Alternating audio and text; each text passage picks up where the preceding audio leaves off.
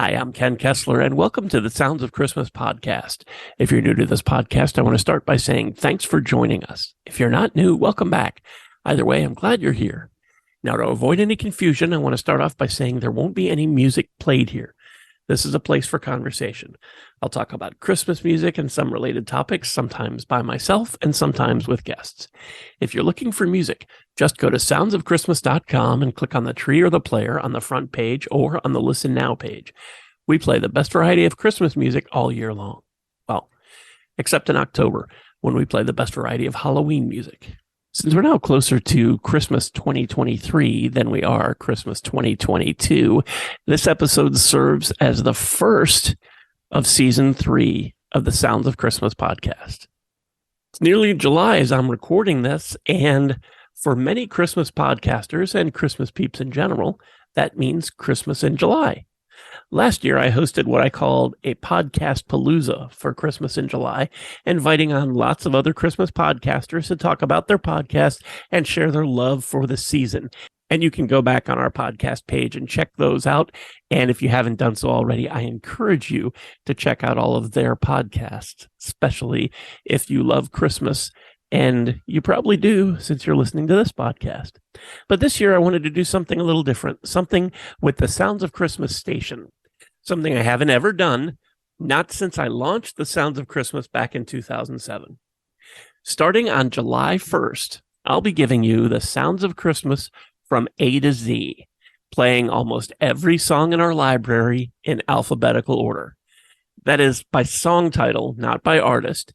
And at this point, I honestly have no idea how long it will go. I can tell you that it takes over 13 hours just to get through all the songs that start with A. So, a couple of things about this. First, I took my master library list and put it in a Google Doc. Then I set it to alphabetize all the entries by song title. For the most part, I think this worked okay. In some instances, punctuation in the song titles made it tricky. Sometimes I was able to move these songs around where they made the most sense, but that probably wasn't always the case, so you may occasionally hear a song that seems out of place, and that could be the reason. Or it could be other things. Sometimes artists change the name of a song they're covering. Have Yourself a Merry Little Christmas becomes simply A Merry Little Christmas. My grown-up Christmas list loses the my, and it becomes just grown-up Christmas list. And Run, Rudolph, Run is sometimes listed as Run, Run, Rudolph. I'm sure there are lots of others, but those are the ones that leap to mind. Tried to deal with this by giving them all the same title in this Google Docs so that they all matched up together, but it was a huge undertaking. There may have been some I missed. Another reason that upon occasion, there might be a song that seems out of place. Also, I'm not playing every different version of every single song. I did consider that in the beginning and thought it might be interesting to hear so many different artists with their own interpretations of each song. Then I realized that if I did that, there would be over 9 hours of different versions of Silver Bells. Now, I like Silver Bells. I like it a lot, maybe even more than most people like it, but I don't think even I would listen to 9 hours of it. So I went through and picked one version of songs like that to kind of represent the song. A couple times when I had some versions of a particular song that were so different from each other, almost like they were completely different songs, I chose to play more than one. And sometimes I also played an instrumental version alongside a vocal, well, not alongside, but, next to, together, one after the other of the same song. I tried not to play two versions of the same song that sounded very similar, but there were a couple times I found it hard to choose, so I included both versions. And I included Hanukkah and New Year songs, but I took out the Thanksgiving songs and the Halloween songs. And I only included the first version of Adam Sandler's Hanukkah song. For songs that started with numbers, I simply spelled out the numbers and you'll find them accordingly. I included lots of medleys. Some of the songs included in those will be found elsewhere in the entire A to Z event. I went back and forth on this and finally decided that medleys are quite possibly more popular in Christmas music than in any other kind of music. So excluding them just seemed wrong.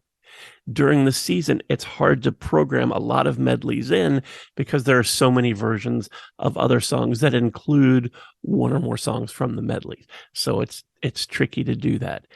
And I may have made some mistakes. This was a much bigger undertaking than I originally thought it would be. So some songs might come up in the wrong place. Some songs might play more than once.